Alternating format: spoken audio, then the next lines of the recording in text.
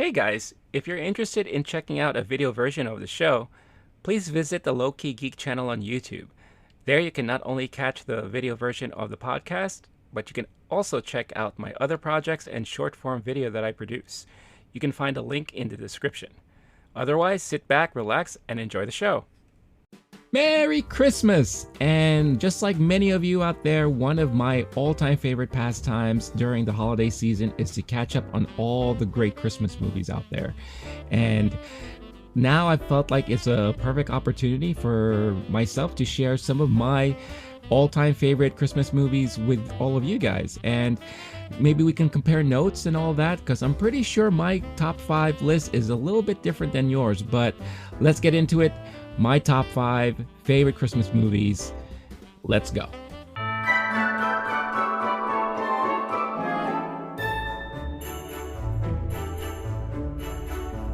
Now, before I get into my top 5 list here, I must reiterate, these are my top Christmas movies, and I'm not saying that these are the best Christmas movies out there. Like I said before, a lot of the stuff on my list may be very different from yours. So take it for what it's worth, and these are, again, my opinions on what are the top movies for myself. Also, there are a couple of things I should mention from the top. I know a lot of people have this movie that is endearing to them, and they will say that this is one of their all-time favorite Christmas movies, but it didn't make my list, and that is National Lampoon's Christmas Vacation. I know it might be blasphemy for a lot of you guys to hear it, but this was a movie that never really caught my attention back in the day.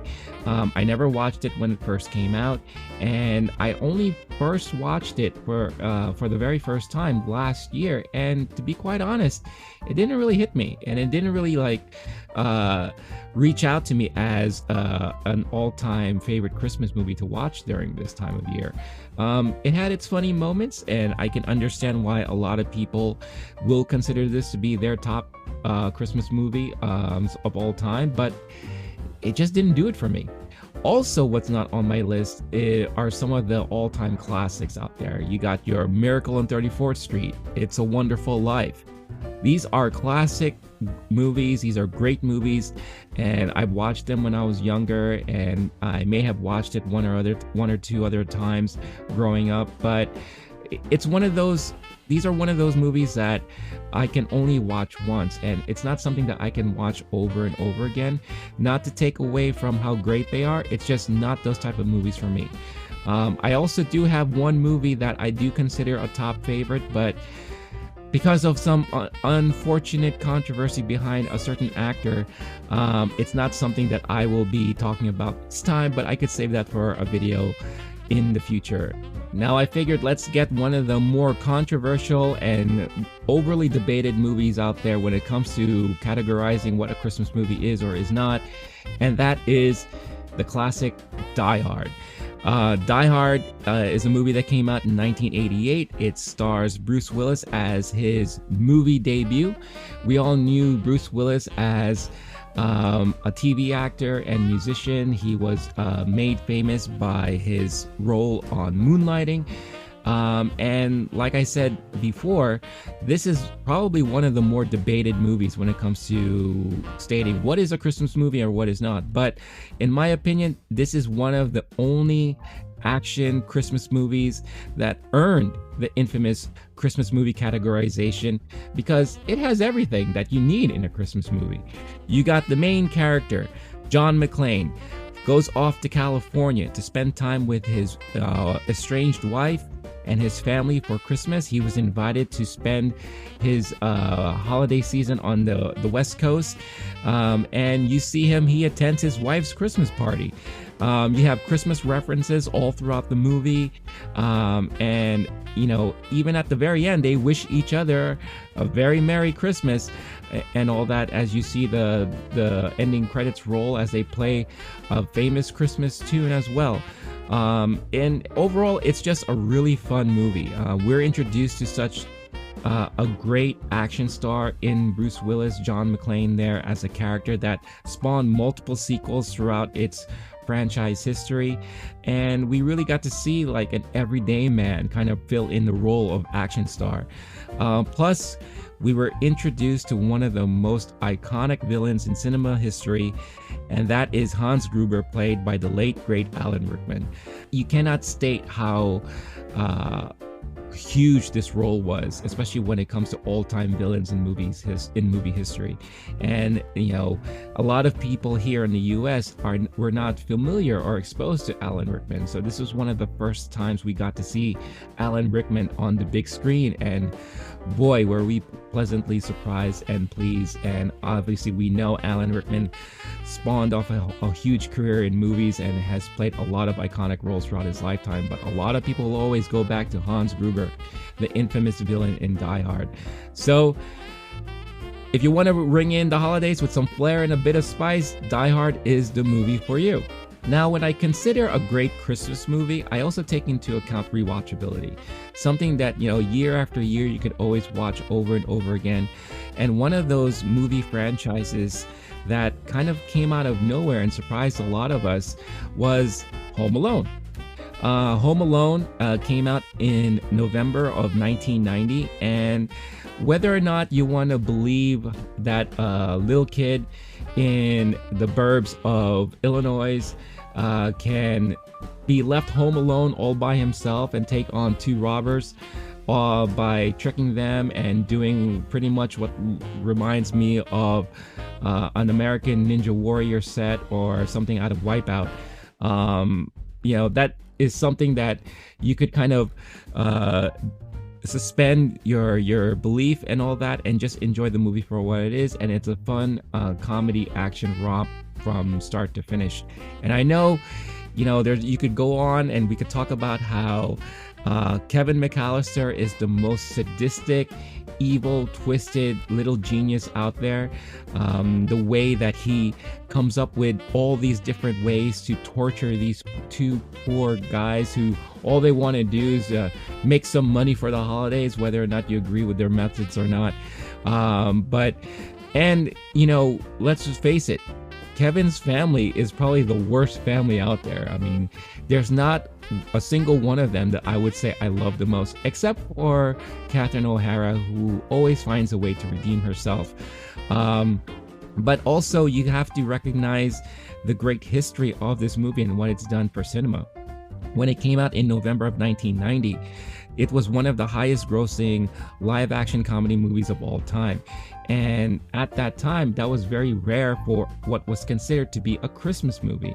Plus, it had a long-lasting run in the box office. When it came out in November, it was still in theaters through February of the following year, which is a rare feat, especially at that time. I remember back in the day seeing the ads in the newspaper saying extended for a couple more weeks or back on the big screen for another week or two.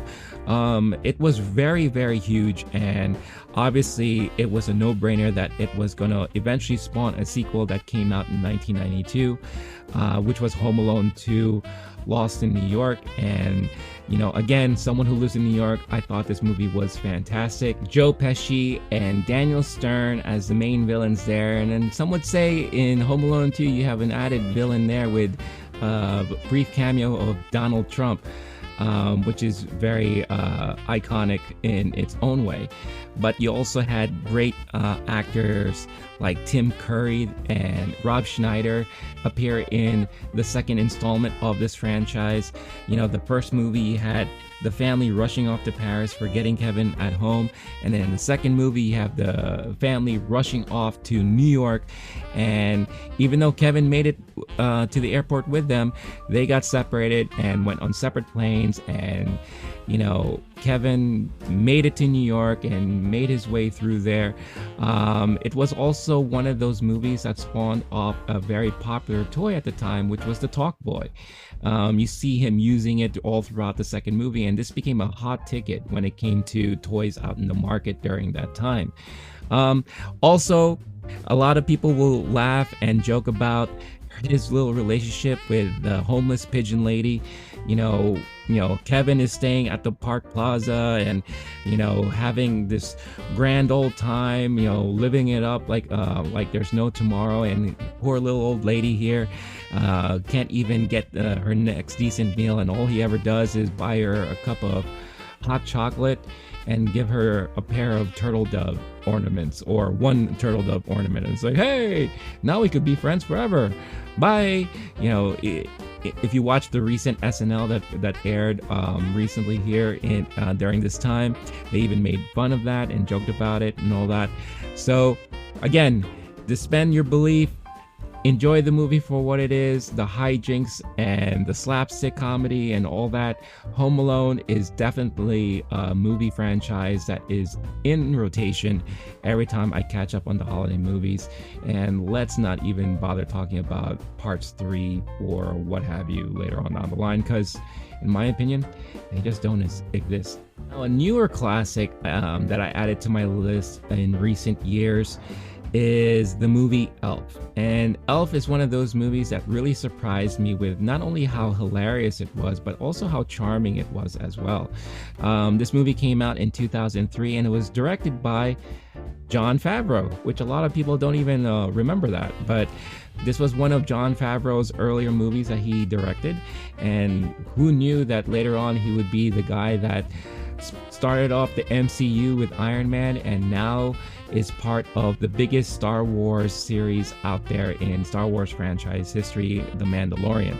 But he directed this movie Elf with the main star of Will Ferrell, who just came off of his tremendous appearance in Old School. So this was definitely during Will Ferrell's rise to stardom and peak, which eventually led to Anchorman and all these other iconic roles. But you have Will Ferrell, who plays the main character Buddy, who was an orphan and kind of hitched a ride on Santa's sleigh and then ended up on the North Pole, where he was eventually raised by elves. His father, who was played by legendary comedic actor Bob Newhart. Then he learns that he has a real biological father who lives in New York and sets sail, goes to New York, and that's where all the hijinks begin. One of the great things I love about this movie is that we were also introduced to not only a very attractive but a very adorable and charming Zooey Deschanel, who was a great kind of counterpart to Buddy, and it kind of ended up becoming his love interest. But the main standout of this movie is James Caan, who plays his biological father, and the chemistry between those two was really hilarious and well put together. And it's very rare that we got to see James Caan in a comedy role like that. But this movie has it all. It has Christmas, comedy, and it has a Game of Thrones connection because Tyrion Lannister himself, Peter Dinklage, has a cameo in this movie. And again, this was our first exposure to Peter Dinklage in any form of media. He's debuted earlier in some other movies, but this was the first time that he found himself in a well-received movie of its own. So, and then later on, we all know what happened to him and his career and how it blew up from there. So, again, great classic movie. You have Santa Claus, that is played by Ed Asner, another iconic Hollywood actor there. And what can I say about this movie? This is a movie that I can watch year over year, and it brings a lot of laughs, heartfelt moments, and Will Ferrell, during this time when he's on, and this was definitely a movie where he was on all the way. Now, when it comes to all-time classic Christmas stories, nothing can compare to the famous Dickens tale, A Christmas Carol. And all throughout history, A Christmas Carol has been adapted in so many different forms of media, whether it be TV programming, movies, radio shows, cartoon skits, comedy skits, what have you. We've seen so many adaptations of A Christmas Carol, and a lot of them are great. But for me personally, nothing beats the dark and twisted comedic adaptation of A Christmas Carol, none other than Scrooged, who stars Bill Murray. Scrooged came out in 1988, and a lot of controversy behind the making of this film because Bill Murray was just not feeling it, and I think he was feeling a lot of pressure after Ghostbusters became such a huge hit, and he couldn't really deal with a lot of the fame and popularity that generated from that movie. So he actually took a 4-year hiatus until he finally decided to star in this leading role of Scrooge, directed by Richard Donner. And if you read some of the behind the scenes, like everyone was saying that he was very difficult to work with, but he did have a lot of input on the script and all that, and I think it played out very well because it was a role that was geared towards his comedic sensibilities, and I think it was a well put together movie. And one of the things that I really love about this is that it really took the story of A Christmas Carol and the character Scrooge and put it in a very modernized setting, and in a setting that a lot of us can relate to, it being the late 80s. Bill Murray plays a character, Frank, who is kind of like a TV mogul, very successful TV executive who runs a television station, and he was tasked to put together the ultimate Christmas television program. So what he decided to do was that they were going to do a live adaptation to be aired on TV of A Christmas Carol, but him being the character that he is, he decided to go ahead and spruce it up and spice it up. You have showgirls in it. You have, at the time, very famous gymnast Mary Lou Retton playing the role of Tiny Tim. And it was a bananas, romp of a production that he was planning to do. But on Christmas Eve, he fires one of his employees who kind of messed up, who was played by Bobcat Goldthwait. And again, if you're a fan of movies in the 80s, you are very familiar with him, and you're going to be very familiar with a lot of actors and actresses within this movie because it has a lot of great 80s characters in here. But that's what starts off the series of events when he gets visited by the ghosts of Christmas past, present, and future. You got Buster Poindexter, who plays the ghost of Christmas past, Carol Kane, who plays the ghost of Christmas present, and it's just a non-stop, really crazy, dark, humorish kind of story from start to finish there. You have other famous actors and actresses of the time like Karen Allen, John Glover, just to name a few. But you also get to see a very young Alfre Woodard, who plays the mom of the little boy who is the Tiny Tim of this movie. And again, another really great touching moment when all things come together at the end there, when the character of Frank finally realizes the errors of his way, and he just wants to now spread love and cheer to everybody. He changes everything up when it comes to the production at the end. He brings everyone together, and the movie ends pretty much in this joyous, live sing-along in a very 80s style fashion way. And he allows the audience to sing along too, breaking the fourth wall, conversing with the audience watching. And it was, for me, just a really fun movie to watch, and it's really, really enjoyable. And me being a huge Bill Murray fan, I really, really enjoyed this, and I do add this to my top 5 here of Christmas movies. But I'm very curious as to what you think about it, because whenever I bring this movie up, a lot of people are like, oh yeah, I remember that movie. Oh, I heard of that movie, but I never saw it. So curious to see what you guys think out there. And also, how many Murray brothers can you actually find in this movie? Because they are a couple, and we all know the Murrays are pretty huge in Hollywood right now, or at the time. Now we get down to my number 1 all-time favorite Christmas movie. And if my ugly sweater doesn't give it away already by now, that is the movie Gremlins. Gremlins is one of those crazy, way out there movies, perfect for the 80s. when it came out in '84, directed by Joe Dante. It is categorized as a comedy horror, but I think it's a Christmas comedy horror because it has everything that you need in a Christmas movie.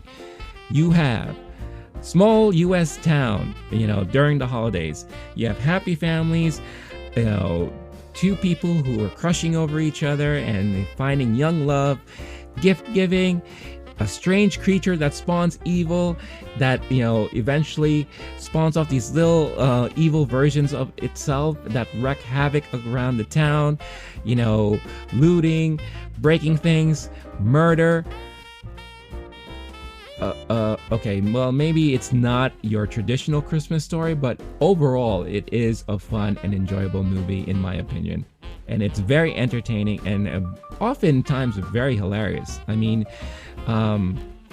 this is one of the movies that also is held very dear to my heart because it has remained and never been broken in my own personal movie watching records and history. This is the only movie that I've watched the most times in the theater, clocking in at 8. Yes, I've watched Gremlins in the movie theater 8 times. I don't know what it was about this movie. I don't know if it was because I found Gizmo, the little Mogwai, so cute, driving around in his little Barbie toy car, or just the craziness and wackiness of all the gremlins running amok. But it really caught my attention at that time, and I remember my mom took me to see it for the first time. 1 week later, she took me again to see it. And then for the next couple of weeks, sometimes even twice a week, my babysitter will take me, just to calm me down because, I wasn't having a good day, or, I was just antsy and all that stuff like that. But yeah, saw this movie multiple times. And what's not to really love about this movie? The story itself is very innovative, even though it's very campy and cheesy when it comes to like the overall plot of the movie. You got the father there looking for a perfect present for his son to bring back home. He finds himself in this dingy little shop in Chinatown, and he comes across this unusual looking creature, and you have the old man telling him, no, you cannot take him because no one can handle the Mogwai. And then he takes him, but then he has to follow by the rules, and of course we all know the rules by now. Can't get him wet, can't expose him to bright light, and you can't feed him after midnight. After midnight. I mean, we believed it back then. Why can't we believe it now? I mean, yes, I know it must be midnight somewhere, but hey, that's the story we were given, and we ran with it. And as we saw, it led to lots of hijinks and all that. Plus, we were kind of pleasantly presented with, at that time, one of my earliest childhood crushes, and that is Phoebe Cates. She was very charming in this movie and played the great role of the crush, the love interest in the movie. And pop quiz for you guys out there too. Who voiced little Gizmo, the little Mogwai, with none other than iconic comedian at the time, who now eventually is your America's Got Talent judge, Howie Mandel. Howie Mandel did a lot of voices back in the day, even up until the 90s and 2000s. And one of his earliest credits in doing voices was Gremlins, where he voiced Gizmo. So yeah, this movie has a lot of good stuff going for it. And like I said, it is quite hilarious at times. I mean, yeah, even though you have the little gremlins running around and like wreaking havoc and, killing people and all that stuff like that, they prove to be very hysterical. I mean, who can forget that infamous bar scene, when you have all the gremlins drinking and partying, you have one flashing Phoebe Cates, you have a jazz-like gremlin, and you have a break-dancing gremlin, dancing like flash dance and all that stuff like that. And one of the other funniest moments was when they all decided to hunker down in the movie theater and watch Snow White and sing along with the music there. So again, from the beginning to the end. You have a lot of crazy stuff going on, and it was just an enjoyable movie. And I recently just watched it a week ago, and still it holds up for me. A really great movie to watch, fun, entertaining. You have a badass mom, one of the most badassest mom out there, who took on 3 gremlins all by herself.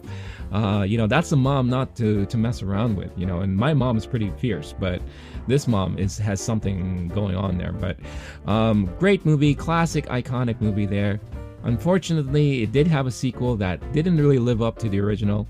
When you got a female gremlin, trying to woo her way through things, and let's not even talk about that right now. It's but anyway, Gremlins, my all-time favorite Christmas movie there. And I'm curious, please share with me what your top 5 Christmas movies or all-time Christmas classics are for you guys out there. Interested to hear about your thoughts about this list. Do you agree? Do you disagree? Do you think I'm crazy? Well, too late for that. But anyway, guys, have a Merry Christmas. Enjoy your holidays, and I will catch you again next time. Bye.